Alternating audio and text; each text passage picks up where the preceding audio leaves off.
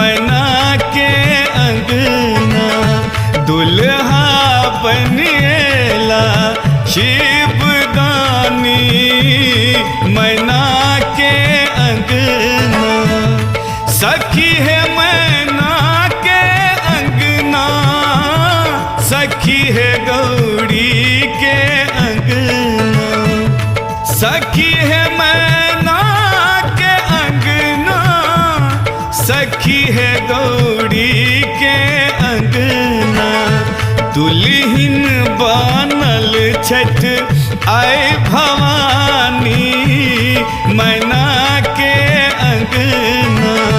दुल्हन बनल छठ आए भवानी मैना के अंगना दुल्हा बनिएला शिवदानी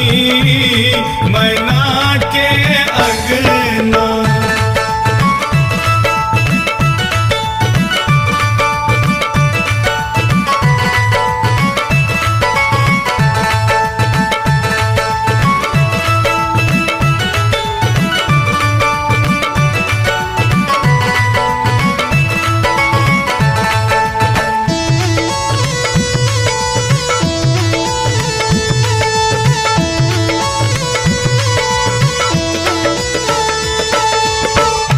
शिवगण सब छठ बराती मना पीटै छठ छाती शिवगण सब छठ बराती मना पीटै छठ छाती पुरहित बन बैसल छठ मसानी मना के अंगना पुरहित बन बैसल छठ मसानी मना के अंगना दुल्हा बनिएला शिवदानी मना के अंगना।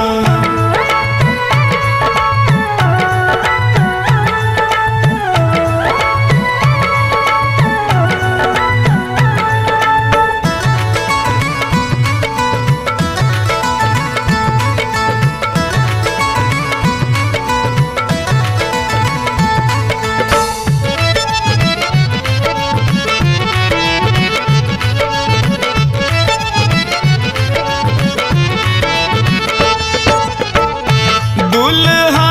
गर्दन में गहुमन बाघक चाला छै पहिरन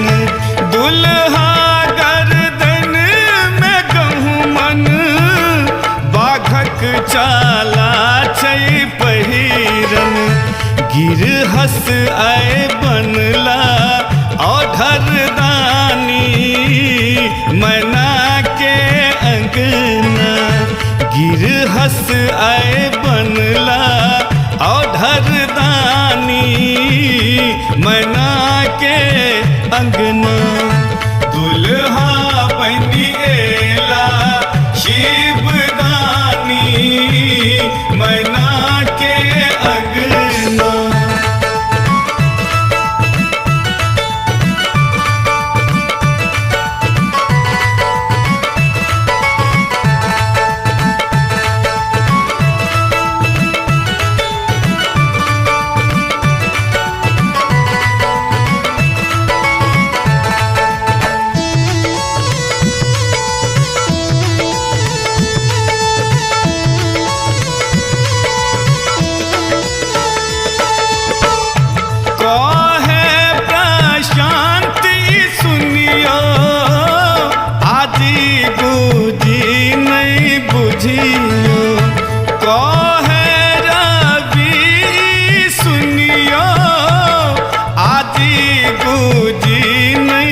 बुझियो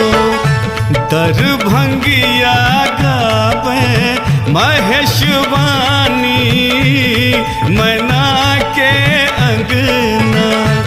अर्पित सुनैया